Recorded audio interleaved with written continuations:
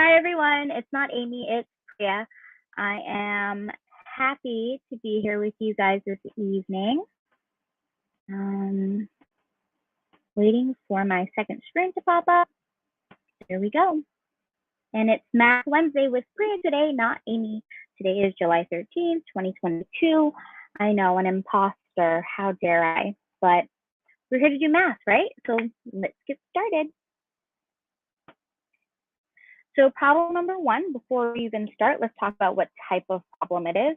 It is a statistics problem. I'm gonna call it stats. I don't know. Spelling doesn't seem to be my thing tonight. Just kidding. So problem number one. Mila has 4 pants and 9 shirts in her closet. She wants to wear a different pant/shirt combination each day without buying new clothes for as long as he can. So how many full weeks can she do this? Well, first we have to figure out how many combinations she can make, right? We have 4 pants, 9 shirts. Take a second, think about how you would answer this problem. I already told you that it's a statistics problem. We're looking for combinations. That's key here, right? So we're looking at 4 pants, 9 shirts. I know I keep repeating myself. And what we're doing is we're trying to see how long these will last. So first, let's see the combinations. Here, because I have 4 pants, 9 shirts, and it doesn't matter how I put them together, I'm able to multiply 4 by 9 and get 36 different outfits. Now, that's not our answer. That's how many outfits we can make. But they want to know how many full weeks. Full weeks is key here. Full, that's 7 days. So how many 7 days can she use these clothes without having to buy any? So we have to figure out how many 7s we have in 36. So we're going to take 36 and divide it by 7. And when you do that in your calculator, you'll get 5.14 weeks. But remember, we're not interested in this part of a week. We're just interested in the full weeks. So our answer here is D, 5. Not too bad, not too bad. Problem number 2. Problem number 2 is an algebra problem.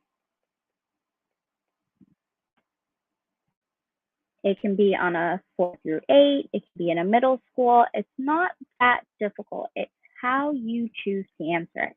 So we're looking at how many solutions does the equation below have?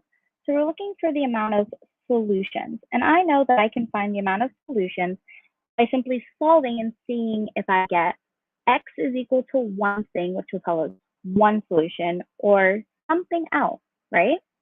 So first things first, we have to do PEMDAS. PEMDAS is always important. Those that have worked with me or done anything with me know I'm a big stickler on PEMDAS and how you write it. And I love writing it like this because it makes the most sense. What do I mean by that? I mean that we're going to do parentheses and then exponents, but then we're going to work from the left to the right and do multiplication or division, addition or subtraction. And that's really helpful, especially when we are working with problems that do not have parentheses or we have no exact direction on where we need to go, right? So let's go ahead and start. Well, the problem starts off by this. So where am I going to start? I'm going to start with my parentheses. But I noticed that there's nothing to do inside the parentheses, so I'm going to move forward. I noticed that there's a -5 that can be distributed. So I'm going to do -5 times x to give me -5x.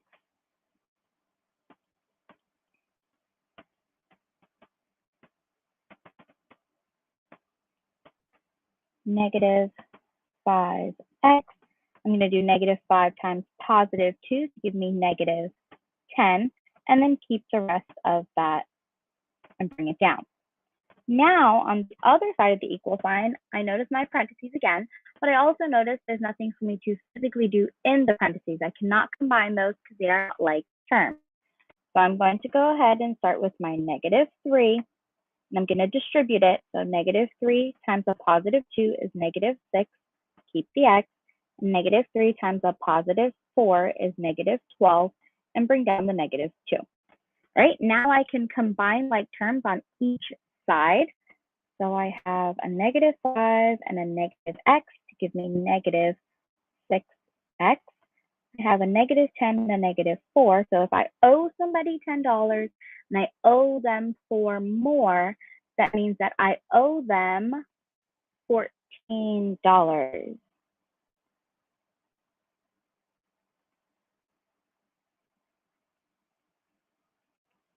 Go to the other side. I don't have anything to combine with my x term, so I'll keep my negative 6x. And then I have the negative 12 and the negative 2 to give me negative 14. Okay, so something's about to happen here. We're almost there and we have to solve for x, right? So we want all the x's on the same side and all the numbers on the same side. So I'm going to move one of my negative 6x's. Doesn't matter which one it is, they're actually exactly the same. So let's just move the one from the right. I mean, we're going to add it. Remember, we do the opposite operation. And I'm actually going to get 0 minus 14 is equal to 0 minus 14. And if I add 14 to both sides, doesn't matter which way you do this, you're just going to simply get 0 is equal to 0. But what does that mean? Does that mean that we have 0 solutions? No. Does it mean that we have 1 solution? Doesn't mean 0, 1, or 2. It actually means infinitely many solutions. And I can show you how that works. So something to keep in mind is when you get stuck, try to figure out what's going on. So infinitely many solutions means that doesn't matter the number that I choose. I can choose any number and I will get a correct equation at the end of solving it, right? So we're going to start with picking a number. Does anyone want to put in the chat box a number that you would like to choose?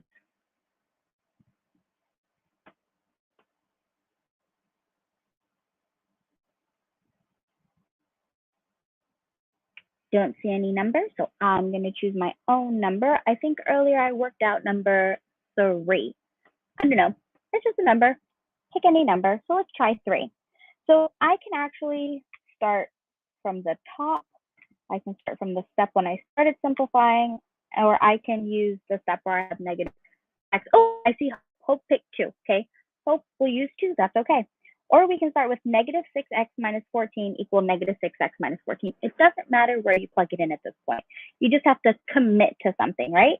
So let's go ahead and commit to this one, only because it's in the form right before we start moving stuff from one side to another.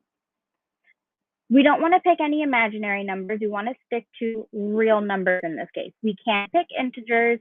We can pick rational numbers, but we want to stick to non-imaginary. Great question, Gray. So let's go ahead and pick 2, like Hope said. So let's start with 2. We have x is equal to 2. So let's plug it in. We'll have negative 6 times 2 minus 14 is equal to negative 6 times 2 minus 14. And if it gives us a correct solution, which means that it's the same number on both sides, it's a true statement, then it means that it works. So negative 6 times 2 is 12 minus 14. Oh, that's a negative 12. I apologize. And then we'll have negative 12 minus 14. And then here, I owe somebody $12 and I owe them 14. So 4, 5, 6, and 2, I owe them $26. And I owe them $26 again. So it's actually both the same, which means that it's a true statement, which means that it actually works for it. So let's say that you're skeptical and you're like, but you picked a positive number and it's obviously not going to work with a negative number. So we'll pick negative number. Then you want to give me a negative number? I can use negative too. It can be anything.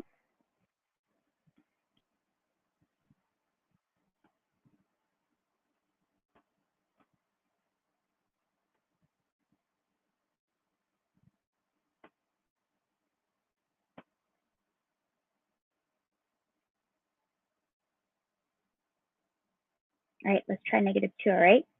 So I'm going to do -6 times -2 minus 14 is equal to -6 times -2. Okay, Gary, I will definitely do 0.75. See, you're skeptical. Minus 14. So we'll get a positive 12 minus 14, and get another positive 12 minus 14, and that will give me -2 on both sides, which is a true statement. Then Gary said, try 3/4 or 0.75, and he wants it to be negative. All right, Gary, here we go. Ready? -6. I'm going to have to bust out my calculator for this one. Or I can just do fractions. I don't know that everyone's going to love that I love fractions. So -6 times -0.75. And we're going to subtract that from 14. We're going to set that equal to -6 times -0.75 and minus 14. So -6 times -0.75 gives us 4.5, so 4.5 minus 14, and that's going to be equal to 4.5 minus 14. And that gives us -9.5 is equal to -9.5, which is also a true statement, which means that all three of these numbers so far have worked. We have not been able to find a number that doesn't work. We do have infinitely many solutions in this case. One thing that is key is, we'll go back to what we solved earlier. If you look at this part right here, we notice that one side is equal to the other side. They're exactly the same. So it doesn't matter the number that I put in. I can put in any value that I want in this case, and I will always get the same value on both sides because they're exactly the same. So here, doesn't matter what x is, x can be any value, and there are infinitely many numbers that I can plug in. I can pick 2,578. I can pick -1/64. I can pick any number, and it's going to give me an answer. Questions?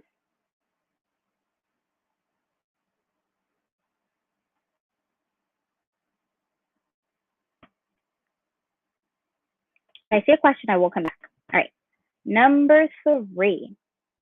Number 3, before we start, it's a geometry problem. Oops, that's a highlighter.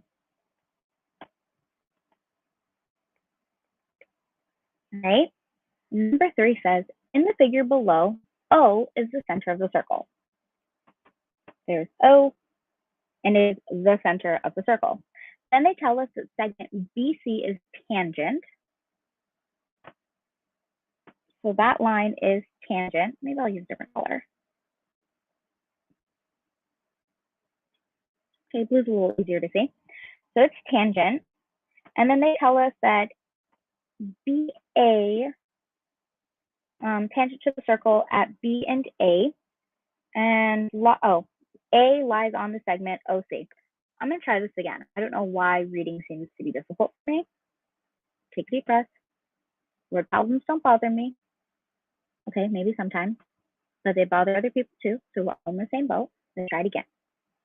In the figure below, O is the center of the circle. Segment BC is tangent to the circle at B. Got it? And A lies on segment OC. Okay, so here's A on OC. They then tell us that if OB, here's OB, if that is equal to AC, and both of those are 6, they want to know the area of the shaded region.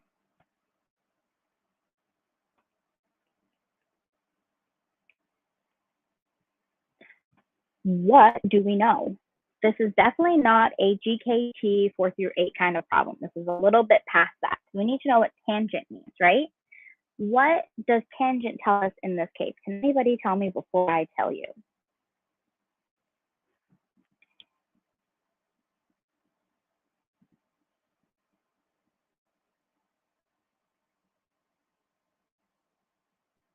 Tangent here tells us something very important.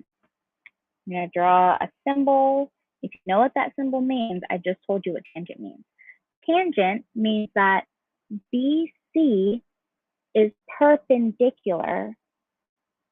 So OB is perpendicular to BC. So we're creating a what there? A 90-degree angle. This lovely 90-degree angle then tells us the type of triangle that we have, right? So spoiler alert, we're going to have to do some math. Ooh, look at that. It's Math Wednesday and we're doing some math. Yes, so we have a 90-degree angle, which tells us that we can now solve for more things, right? Well, before we get started on solving for some stuff, I already know something else that I haven't written yet, and that's OA. Can anybody tell me what OA is?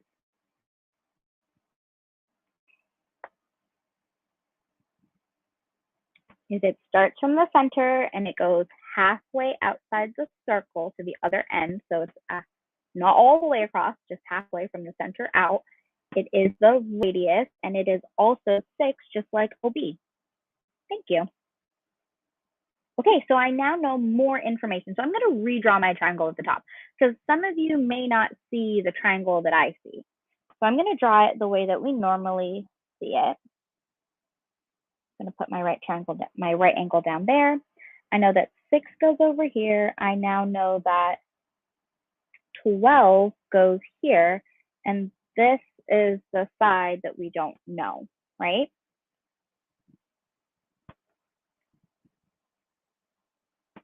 So OA is the radius. If O to B is the radius, then O to A is also the radius. So they're both going to be 6. And because OA and AC have 6 and 6, we're going to add them together to get our 12 in this case. Great questions. I love them. Okay, so does anybody know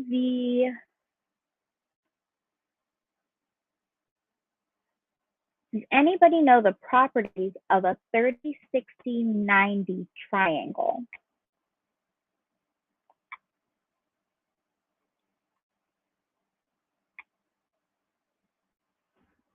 So I'll tell you one more time where the 12 degrees came from. So not 12 degrees, the 12 came from. So we have, I'll use a highlighter here. So we have OB right here, which is 6. We also know that OA is 6, and they told us in the problem that AC is 6. So I'm going to add my 2 6s together here. I'm going to get my 12.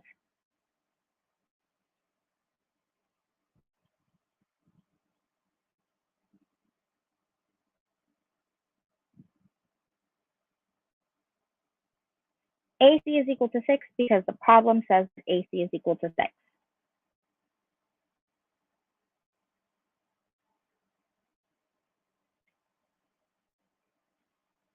And we don't want to use a 3, 4, 5 triangle.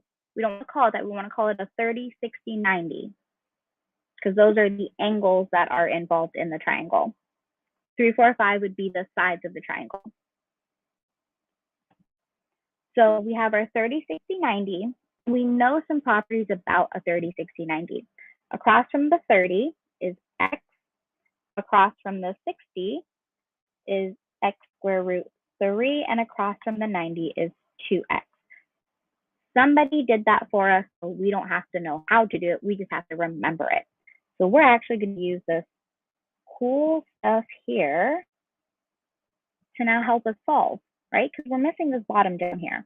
And we really need to know what that is in order to help us find the area of what's going on. So how do I do that? I simply look at what I have. I know that right now my x is 6, and I know my 2x is 12. So I know that my x square root of 3 is now going to have to go at the bottom. So my x is 6, so I'll have 6 square root 3.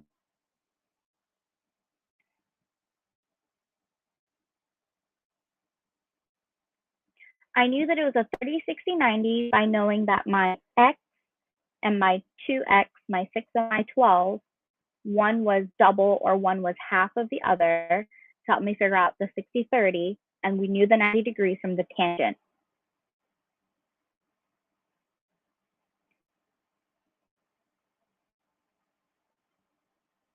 And yes, going back to the last question, 0 equals 0 will tell us that it's infinitely many solutions because we can plug in any number at that point and we will get any solution out because both sides will be identical. Okay, so here, 30, 60, 90, I have all three sides. The 2x, the x, and the x square root 3 comes from the property of knowing a 30, 60, 90. It's just, if you know it, you know it, and if you don't, it's very unfortunate, because if not, then what will you have to do? Solve using Pythagorean's theorem. We can. It's not going to be pretty, but we can do it. So let's solve using Pythagorean's theorem to see if we will still get 6 square root of 3. So we will use a squared plus b squared is equal to c squared. 6 squared plus I don't know squared is equal to 12 squared.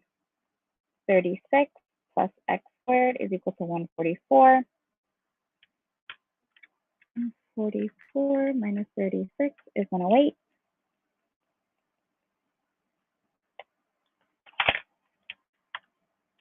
And my calculator doesn't tell me what that is. Give me 1 second, guys.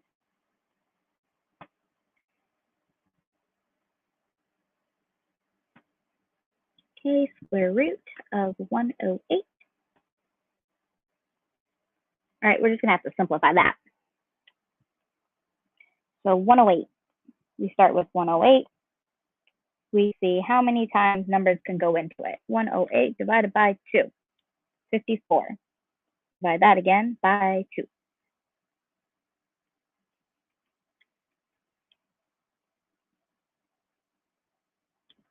27 gets broken down into 3 and 9. 9 gets broken down into 3 and 3. Okay, we're looking for pairs. So here's a 2 and here's a 3. So we'll take 1, 2 and 1, 3 out, and we will leave 1, 3 on the inside. I know, lots of side work all of a sudden. So we take the square root of both sides and we get x is equal to the square root of 108. When we do the square root of 108 and we try to simplify it, we get 2 and 3 get to come out. So x is equal to 2 times 3 square root of 3 for that 3 left inside. 2 times 3 is 6. I love talking. 6 square root 3, which gives us the same thing that we had earlier based on the property that we talked about earlier.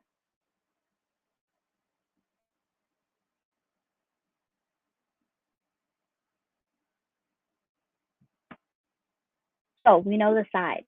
Okay, lots of work. We figured out the side. I'm going to erase my work that we just did. I'm going to leave the triangle because we know what the side of the triangle is that we were looking for, and that's 6 square root of 3. Well, we go back to the question, and the question at hand is, what is the area of the shaded region? Well, the shaded region is a part of the triangle, but not a part of the circle. So we have to find the area of the triangle, and then we have to find the area of that piece of the circle that we have, and we're going to have to do some subtractions, right? So let's start off with the area of the triangle.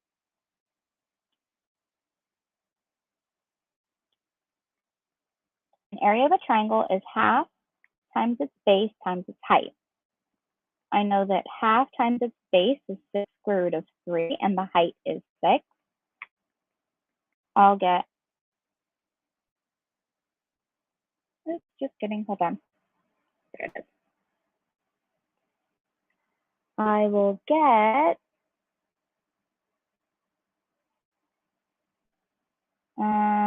let's see, 6, 3 times, okay, let's just do half of 6 is 3, and 3 times 6 square root is 3. 3 times 3 is 18. Keep the square root of 3. So the area of the triangle, the entire triangle, is 18 square root 3. These are not pretty numbers, but we are doing it correctly, I promise. Right? So we have 18 square root 3. That is the area of everything. But what is there that we don't want? We don't want this part of the circle. So what do we know about circles? We know that they make 360, right? And we know that this angle here we figured out earlier because we knew that it was a 30, 60, 90 triangle, right? So we know that this is 60 degrees. Well, that tells us how much of the circle we have that's in that triangle portion. It's 60 of the 360. Well, 60 into 360 is 1/6. So we actually have 1/6 of the circle that's inside that triangle. So I did 360 degrees, and I divided that by how much I have here. And 360 divided by gave me 6. So that's 1/6, that's a sixth part. So if I break this all into 60 degrees, I have 6 pieces. So that piece that I have shaded in blue is 1/6 of the entire circle. So that helps me because if I find the area of the whole circle, and I take 1/6 of it, it will tell me the area of that shaded blue part of the circle that we have in there. So let's go back to what do we know about the area of a circle? Well, the area of a circle is pi r squared. And we do know our radius, right? We found our radius because they told us that. And we do know pi is pi, and we notice that pi is also in our answer choices. So I don't have to multiply by 3.14. I'll leave pi as just pi. Well, remember that shaded blue part is 1/6 of the area. So we'll find the area and then multiply that by 1/6 and see what that shaded section is. So when I do that, I get the area of the whole circle, this is the whole circle, is pi times 6 squared. So the area of the whole circle is 36 pi. But we don't want the whole circle. Remember, we just want a sixth of it. So we divide that by 6 because we need 1/6 because that's the blue section. And we get 6 pi. And that is the area of the shaded blue section.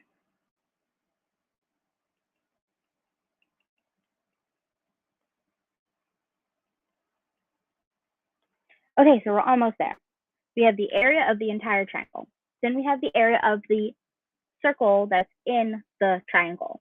And now, what do they want us to know? They want to know the area of the shaded region.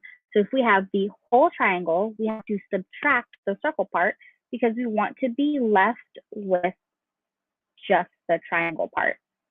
So we will do the triangle, which is 18 square root 3. And we're going to subtract the circle part, which is 6 pi. And we're going to get an answer. Our answer is going to be 18 square root 3 minus 6 pi.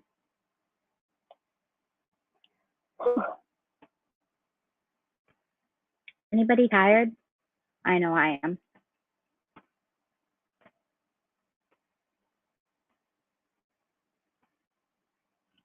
Number 4, which of the following values satisfies the equation given? So we have our inequality there, and they want to know which of the following satisfies. What does it mean by satisfies? What's another word or way that they generally state this to help us understand what we're looking for?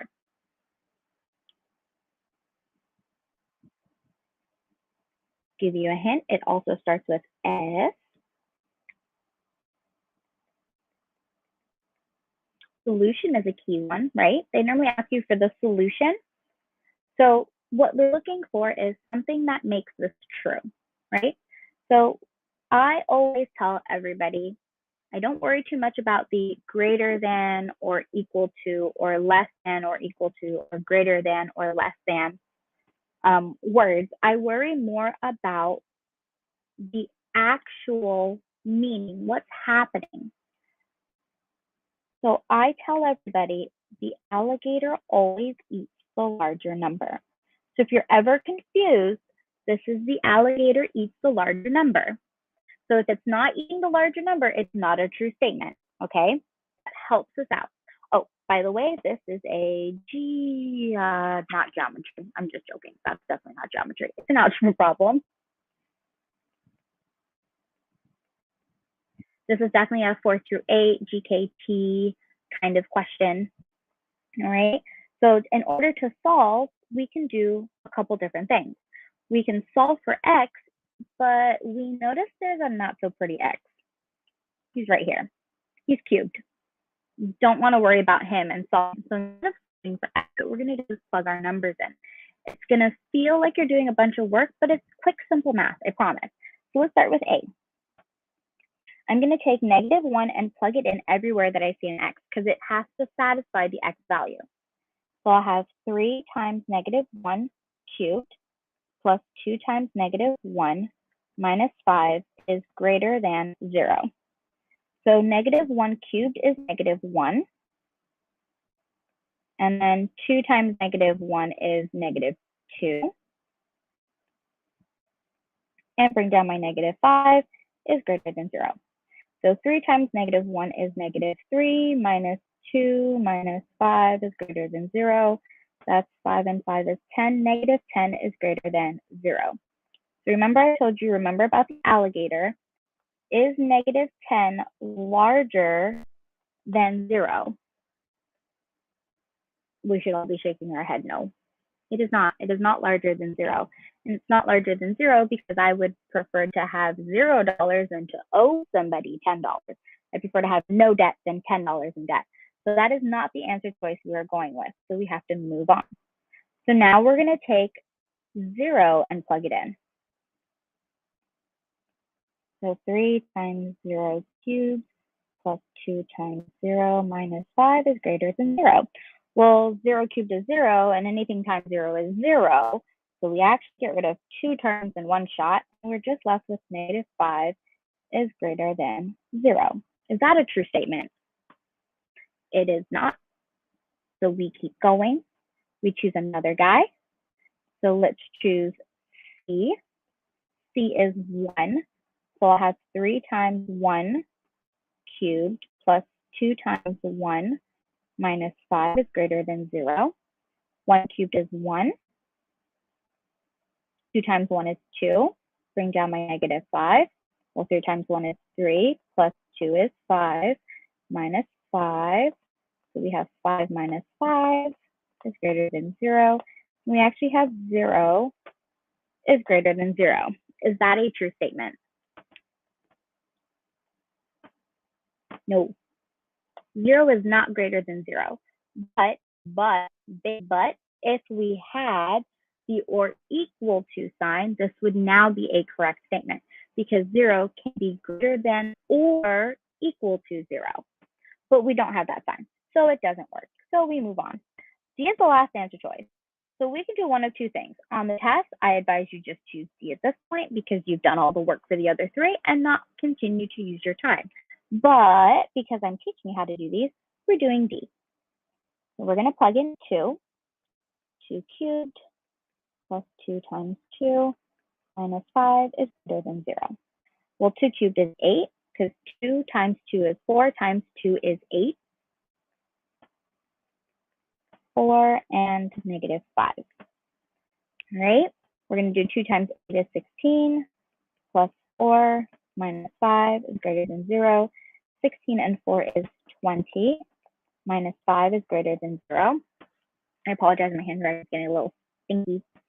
So 5 from 20 is 15. And 15 is definitely a value that is larger than 0. You don't have to start with A. Always remember that. You can start with any number that you want. You can start with 0. You can start with 2. You can start with 1 instead of -1. It's just however you choose to do this. But remember, we're always going to do PEMDAS, which I completely forgot to write at the top.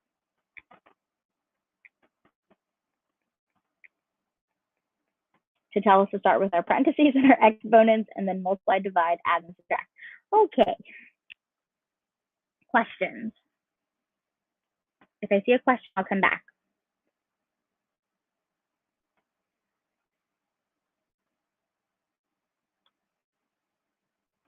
Number 5. Okay. So number 5,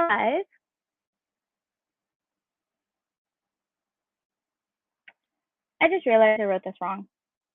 My number still works, but I apologize. It's definitely me. I looked down at my notes and I realized that I didn't do math properly because I'm supposed to bring down a 3 and instead I brought down a 2 somehow. I'm going to redo this in red. So this should have been a 3, and 3 times 8 is 24. 24 plus 4 is 28. 28 minus 5 is 23. I greatly apologize. So anyone that's staring at that going, well, where did the 2 come from? It didn't come from anywhere. It came from me and my craziness because lots of numbers. Human error. That's what happened. All right. It's still correct, I promise. But 25. I meant 5. I know. I'm a mess tonight. I apologize, guys. So a ball is thrown up from the roof of a building. Its initial velocity is 20 feet per second. Okay, sounds like some information that we might need, so I'm just going to highlight. So it tells us the equation h is equal to negative 16t squared plus 25t plus 80, and it can be used to model the height of the ball after t seconds. So it tells us that h is the height and t is represented as seconds, the time. And they want to know, what does the number 80 represent in this equation?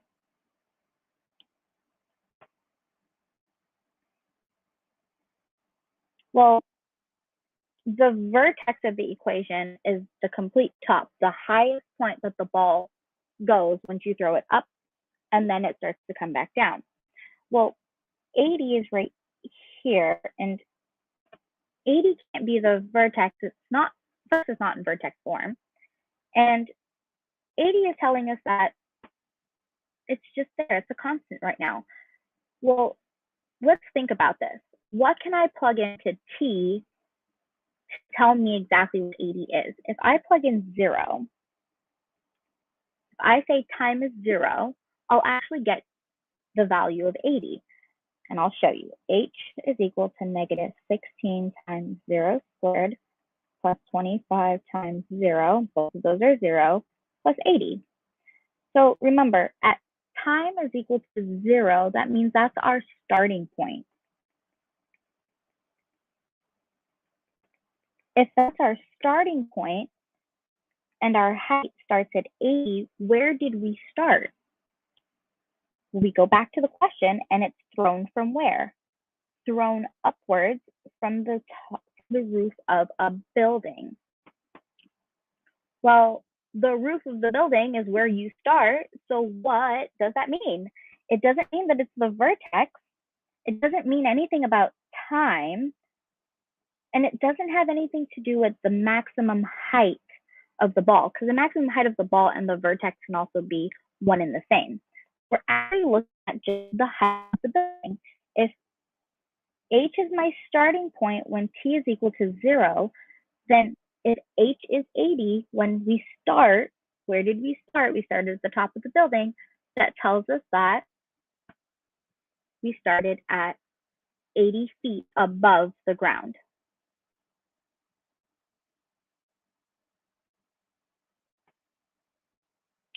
We're not plugging in t for the velocity. We just want to know what the 80 represents in the equation.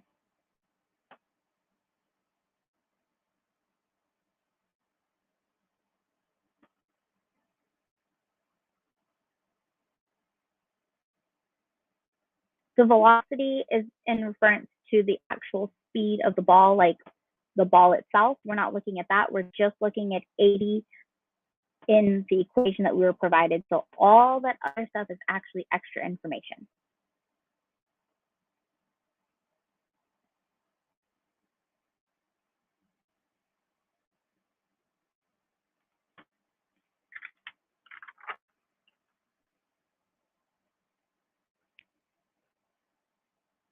Let's do number 6. 6 is asking us for which of the following is an example of A, B, B. And that's a pattern. So we're looking for A, B, B. All that means is the first two need to be the same and the last two need to be the same. But A's and B's are not the same, so it cannot all be the same. Okay, John asked a question. John asked, what is the difference between vertex and height? I will come back to 6. Vertex and height for question 5. So the vertex in any parabola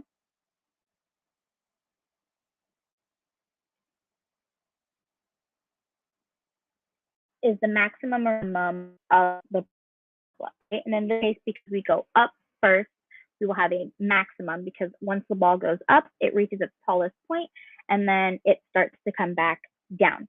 So the vertex is here in this case. Our equation wasn't given to us in vertex form. It was just given to us in a quadratic. Well, if we want to know what 80 is equal to, if we choose a value of t, time, and time is 0, which means our starting point, our initial point, if we plug in 0, it tells us that the height is 80. H is equal to 80. That 80 represents the height of the building where we started throwing the ball.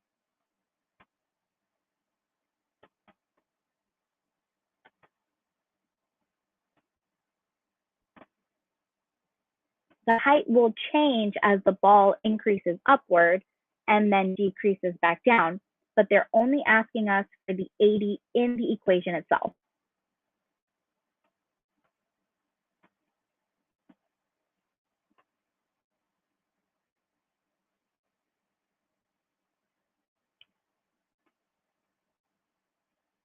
That's the 6.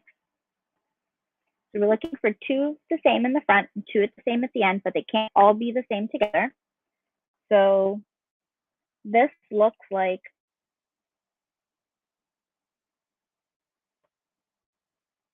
A, B, B, A, B, A, B, A, B, B. But why? Okay, well, it's wherever we're starting with, I'm starting with A, and then the second one I'm going to call B. So my first shape doesn't matter what the shape is, it's just each individual sequence I'm looking at, right? So I'm starting with A, then it changes shape, so I call it B, second shape again, and then the first shape. So A, B, B for C, and we actually have A, B, D. So our answer choice here is C. John asked about what if we were asked about downwards. I'm not entirely sure what you're asking, but the question is telling us that we threw the ball upwards, so we're going in an upward direction. If we were at the top of a building and we threw the ball down, it would create a shape like this, and it would bounce at the bottom here, which makes that a minimum. But our starting point is still 80.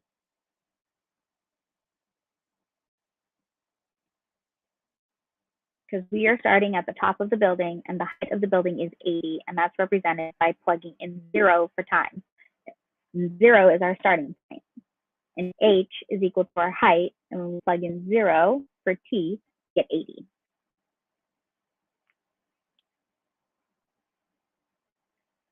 Number 7. Which of the following is equivalent to the number 5,820? I don't know. Do you know? So we start by figuring out what they're telling us. A tells us what? A tells us 58 tens and 2 ones. Well, if I had 58 tens, I'd have 58 times 10 to give me 580. And 2 ones would just be 2 times 1 to give me 2. And if I added these two numbers together, 580 plus 2, I'd have 582. That's not the number I'm looking for. So A is not the correct answer. So let's try B. It says 5,000 minus 82. So if I had 5 and I multiplied it by 1,000, I'd have 5,000. And I'm going to subtract 82 like it says. And instead of getting the number that I need to get, I actually get 4,918, which is also not the number we're looking for. So C tells me 5,000 plus 80 plus 2. So I actually have 5,082. Close, no cigars. D. D says 5,800. So we're going to multiply 58 by 100. Get 5,800. And then 2 by 10 to get 20. And we add them together.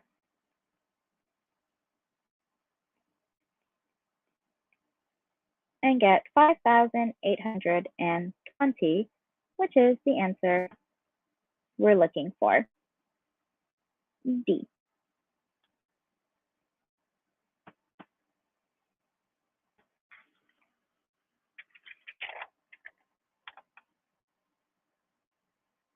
Question 3 is a geometry question, so it does have the potential of showing up.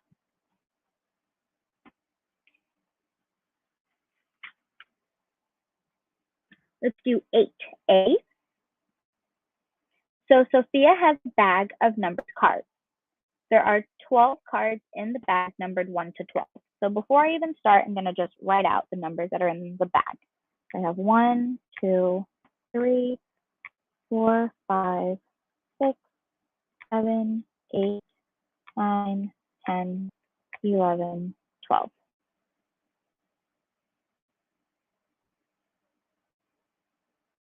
Tracy, for what question? With no repeating numbers. Okay, so I didn't repeat any of my numbers, which is a good thing. And it says that she and 3 friends take turns pulling a card from the bag and replacing it in the bag. So once they pull it out, they put it back. It says the first 2 people pull out an even number. Okay. It then asks the question, what is the probability that the third person pulls out an even number? So does it even matter right now that the first 2 friends pulled out an even number? I'm not trying to scratch it out. Does this matter?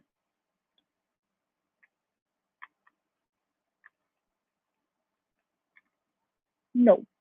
And it only doesn't matter because every time we put it back, you're not asking us for the probability of the first 2 and the third person. We're asking about just the third person, right? So here, we're just being asked about the third person. So nothing has been affected because every time somebody takes something out, they put it right back. So the bag stays the same each time. So how many cards do we have? We have a total of 12. And how many cards are even? 2, 4, 6, 8, 10, and 12 are even. So 1, 2, 3, 4, 5, 6. Okay, and remember, when we're doing probability, we need a fraction. We'll have our desired, or the part that we're looking for, over its total. Sometimes if they tell you colors, you'll do your color over your total, right? So here we're looking for the number of even cards. So that third friend has the potential of pulling 6 cards out of 12 cards in total. I know that 2 goes into both of those. Well, 6 goes into both of them.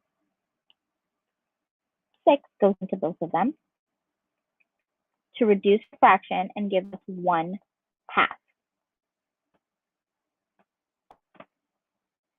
Uh-oh, Hold on, guys.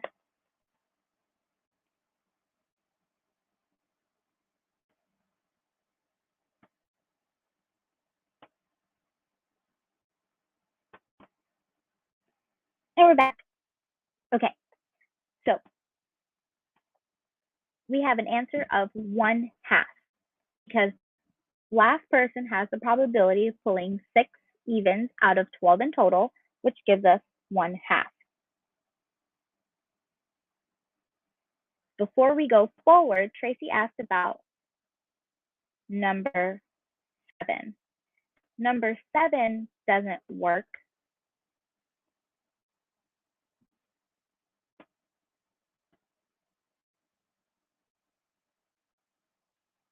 Number 7 doesn't work because we get 5,082, and we need the answer to be D, which is 5,820.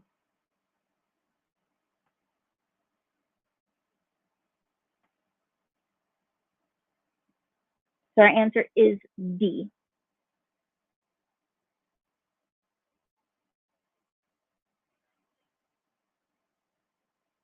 All right, now, cool thing about this problem is we now get to do it, but with different words. I know, exciting, right? So we still have our 12 cards.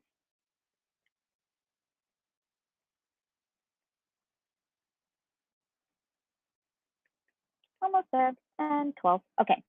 And we still have our 3 friends, right, and Sophia. And now they're telling us something different. They still tell us that we have no repeating numbers, but now she and her 3 friends take turns pulling out a card and keeping it. What do they mean by keeping it?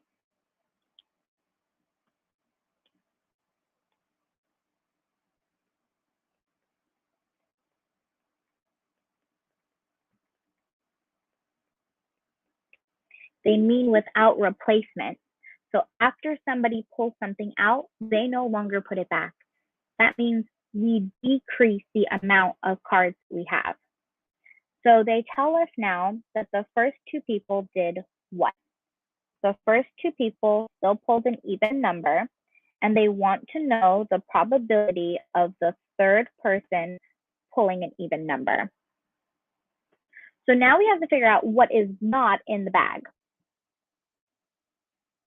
So how many cards are missing? 2 cards, and both cards happen to be even cards. So we start back with what we know. We know that there are 6 even cards.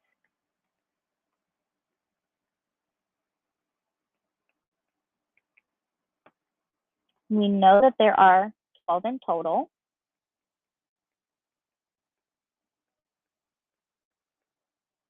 And we also know that 2 friends pulled 2 even cards out.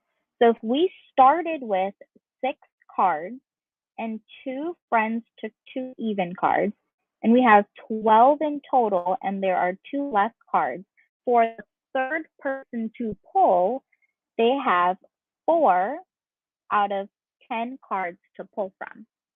4 even cards are left out of 10 cards in total.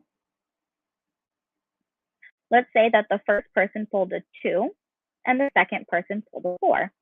We have 4 circled even numbers left out of 10 total cards that are in the bag. So the probability for that third person to pull an even card is 4/10. But 4/10 isn't an answer. So we have to figure out what number goes into both of them. And 2 goes into both of them. And we actually get 2/5.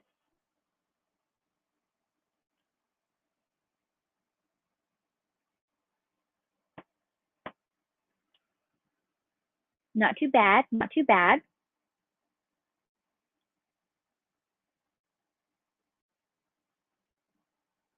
Questions. I keep forgetting to ask for questions. I'm just so excited to do math tonight.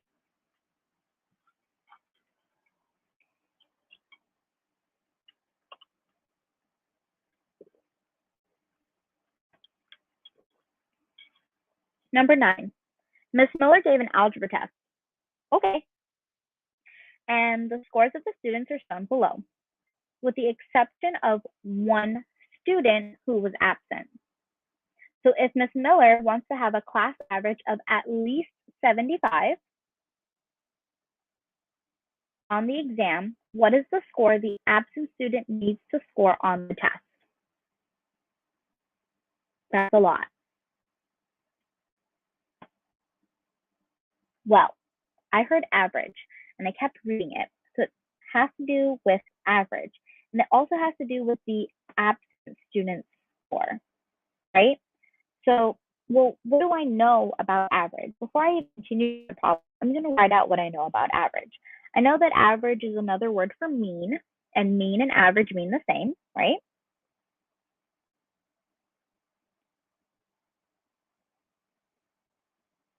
I'll go back to the problem after I finish this one. So we know that mean and average mean the same, right? They have the same definition. And we know that average is equal to the sum of the numbers, divided by the amount of numbers.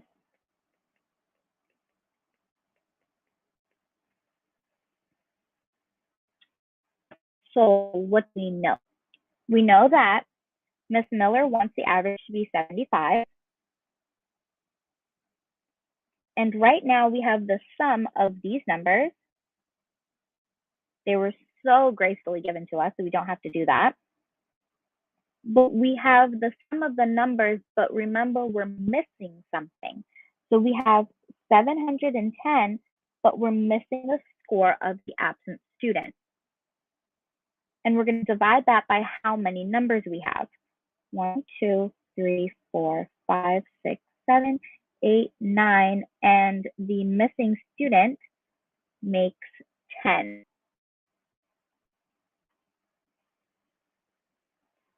Well, in order to figure out what the average would be for at least 75, we need to at least hit 75 for our answer.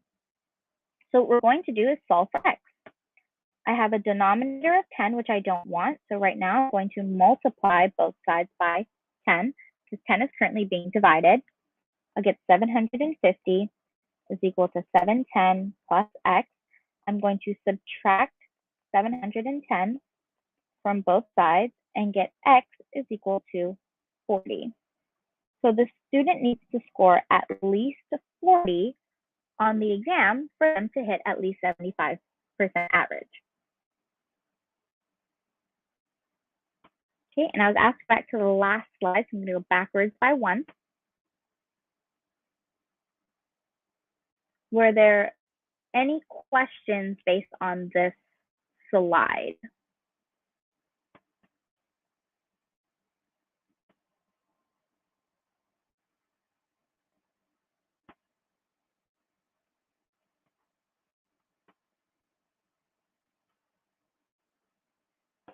We've got 1 minute.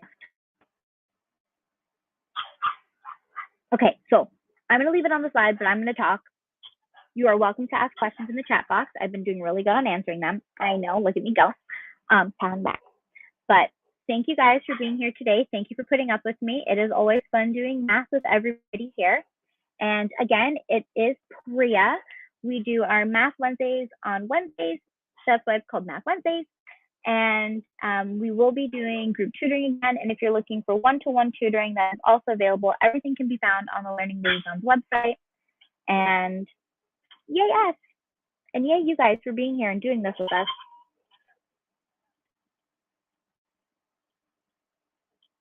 All right, I'm going to let the timer just run out. We have 10 seconds. If I don't see any questions, we're going to be gone. But thank you. It's always fun.